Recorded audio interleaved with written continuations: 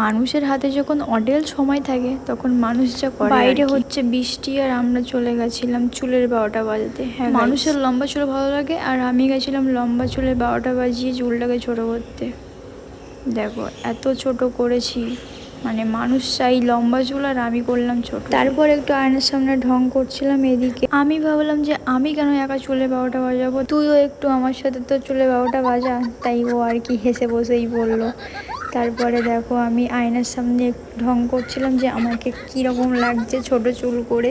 আমার তো কান্নাও পাচ্ছিলো আবার ভালোও লাগছিল, কারণ আমি আন্টিকে চুলটা লেন্থে ছোট করতে বলেছিলাম কিন্তু আন্টি একটু অনেকটাই ছোট করে দিয়েছিল। কিন্তু কী আর করা যাবে, মনকে সান্ত্বনা দিচ্ছিলাম যে না ভালো লাগছে বলে মনকে সান্ত্বনা দিচ্ছিলাম। ওদিকে আমার বান্ধবীও আমাকে বলছিল যে না চুলটা অনেকটা লম্বা ছিল, এখন চুলটা ছোট করে একটু ভালো লাগছে, কারণ অতিরিক্ত লম্বা চুল আবার বেশি জড়ায়, চুলটা আঁচড়াতে খুব সমস্যা হয়। তাই আর কি বুঝে শুনে মনটাকে সান্ত্বনা দিয়ে চলে আসলাম বাড়ি আর